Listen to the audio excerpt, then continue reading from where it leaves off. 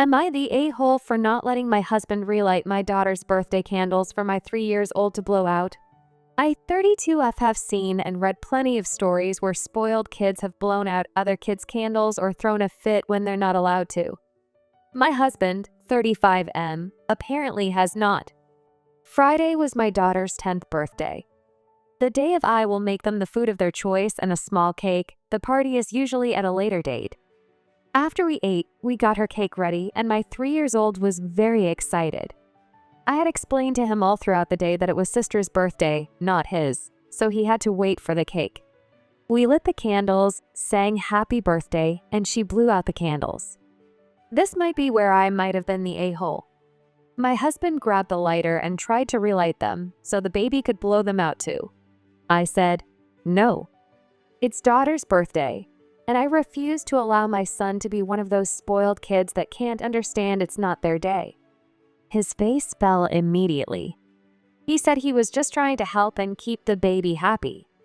We dropped it there. He was kinda quiet the rest of the night. I didn't mean to come off harsh. I just didn't want my daughter to feel like she had to share her day or that it wasn't all about her. Update. I have had a sit down with my husband, and we have come to an understanding. But before I get into that, I wanted to address some things. I received a lot of comments about 3 not being a baby. We are aware. We do not call him baby. My 3-year-old will correct anybody that calls him outside his actual or nickname. It was for post purposes, so I wouldn't use his name.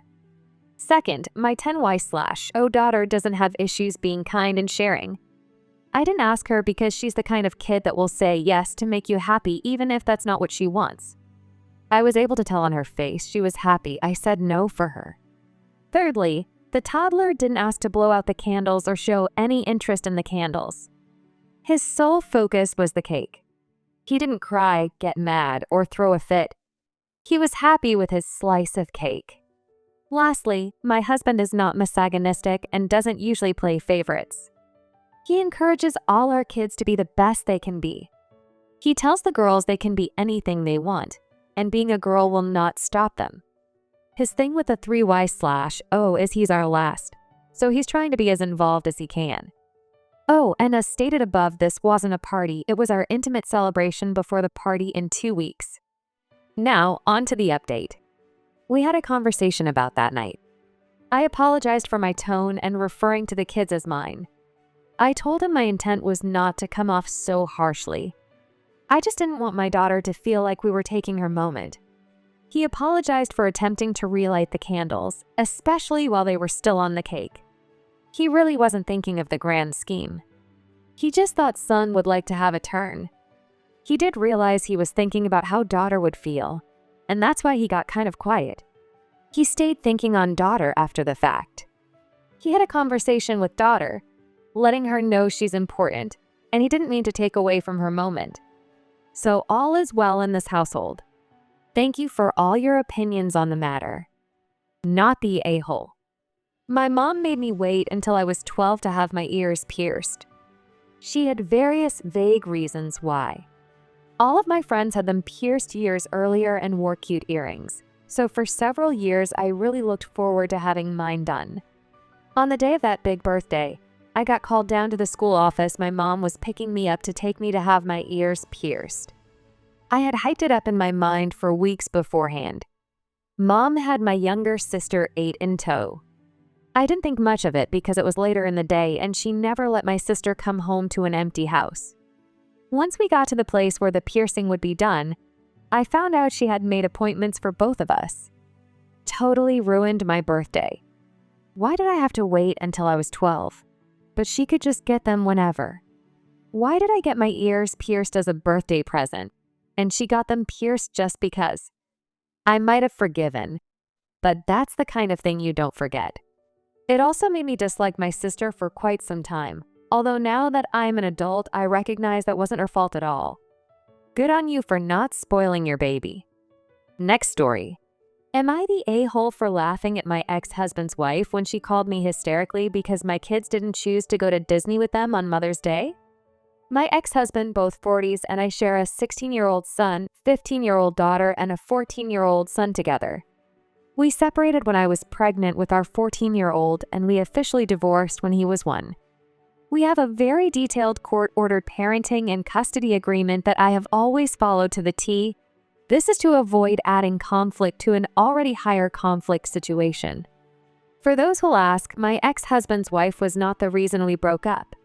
He did cheat on me during my 3rd pregnancy, and this was due to it being a high-risk pregnancy where I could not engage in any sexual activity with him.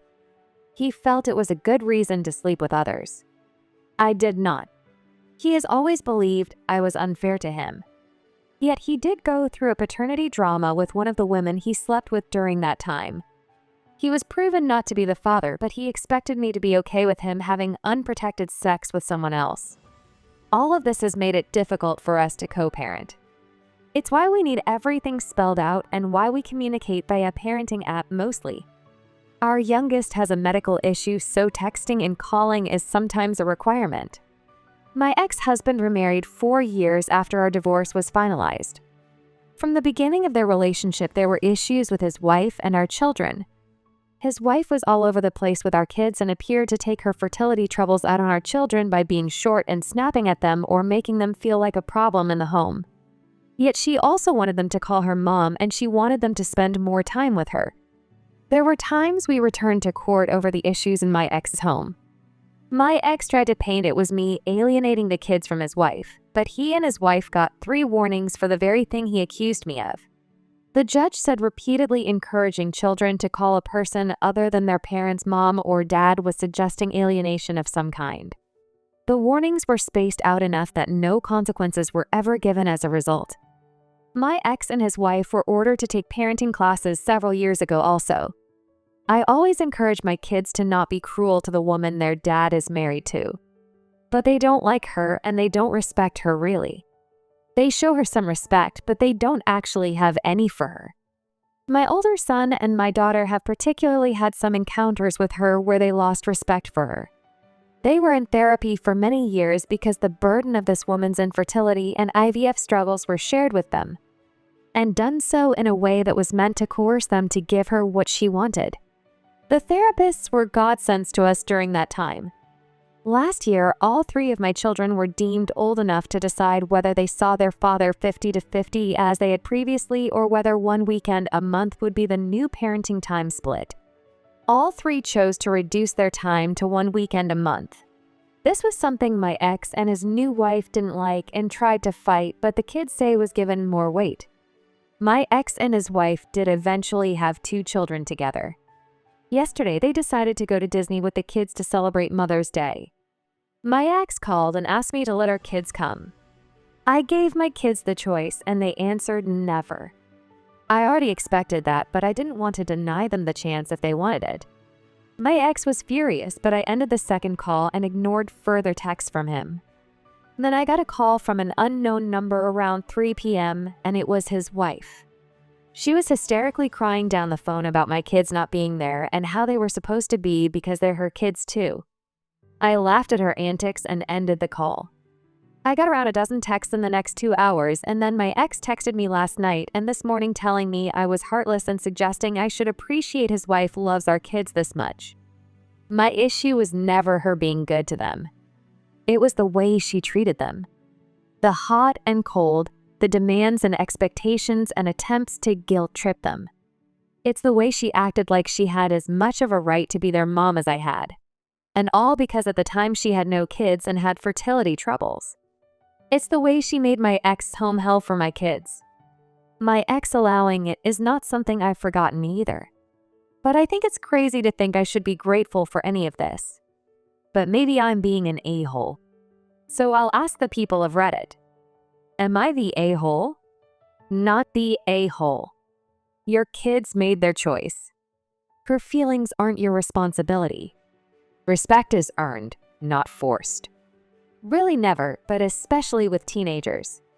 Sounds like she just showed one of the reasons the kids don't shine to her. OP replies, "This is all true, and the thing is she and my ex-husband are both blind to the reality that her own actions are the cause of all this. My ex-husband has destroyed his relationship with all 3 of our children over the woman he's now married to. He cries about our children and his younger children not being close. But he brought children into the mess he's in. Not the a-hole. You took the hits so that your kids didn't have to. I'm so sorry for your kids. They shouldn't have to deal with adults who behave like that. I'm sorry you also have to deal with them. OP replies, I'll always do it. Protecting my kids is a job I take seriously. My ex and his wife have given me more gray hairs than my kids ever could. Next story. Am I the a-hole for refusing to let my dad's future stepdaughter stay with me for a week when my dad and his fans go on their honeymoon? My dad's engaged to a woman named Clara, and Clara has a 13-year-old daughter, Elizabeth. I don't live with my dad and Clara. I, 21 meters, rent a place with my girlfriend, 21F. We have a spare bedroom and we've had family members stay with us before. Because of this, and because Elizabeth doesn't have a dad or extended family in her life, and because nobody in our family will take Elizabeth for the week, my dad is pressuring me to let her stay with us for the week. Elizabeth's a brat and a spoiled one too. She thinks she's entitled to do what she wants when she wants. My grandparents babysat her several times before they said no more. The last straw was her taking $20 from my grandparents' room to buy herself snacks, and she left the house and went to the store without asking. She'd snooped in other rooms of the house before. She broke stuff in their house before, like a vase, a picture frame, and the handle of one of the kitchen cabinets. She's cursed at different members of my family, flipped them the bird, yelled at younger kids in the family, and has stolen food from their plates too, specifically the younger members of the family. We've had our encounters too. When I visited Dad and she tried to take my phone after I said no and was willing to fight me for it, or when she got into my face because I didn't bring my PS5 over to Dad's house. I avoid going to Dad's house because I don't want to deal with Elizabeth. My dad knows about all of this. He's choosing to sign up to be Elizabeth's stepdad. But he's saying that I should sign up to be her brother and help her, and I told him no way. We fought about it because he sees me allowing her to stay as showing good faith in the new family, and he told me Elizabeth will be around for the rest of my life, so I should try to get along. He told me she needs to go somewhere and she's not going on honeymoon with him and Clara. I told him to pay someone to watch her because whoever gets stuck with her deserves it. He told me she's not that bad, and it's only a week, and it's not like I can't have people over. My dad's not backing down, but neither am I. He's getting more pissed about it and maybe worried that he'll need to spend the money on finding someone to stay with her. He told me this isn't how family treats each other and all kinds of crap. And look, I know Elizabeth's only 13. I know teens are moody. I know she's probably got her own trauma and crap. So I'm coming here to ask if I'm the a-hole for refusing to let her stay for the week my dad's on his honeymoon. Because my dad sure thinks so, and I know Clara does too. She thinks we're all a-holes for not giving her daughter more of a chance. Not the a-hole, she has behavioral issues that are not being addressed. She's stealing, breaking things, and what would stop her from lying on you or your GF? Definitely do not keep her for a week. Where is her mom when all this is going on? Next story. Am I the a-hole for refusing to let my husband name our daughter after his late wife? I'm 29 and 35 weeks pregnant with our first child. My husband is 36 and was previously married. His first wife passed away 8 years ago. I've always been respectful of her memory. There are photos of her in our house, and we've talked about her openly. I've never tried to erase her or act like their history didn't exist. When we found out we were having a girl, we both made lists of names we liked. He didn't say anything at first, but after a few weeks he told me he really wanted to name her after his late wife.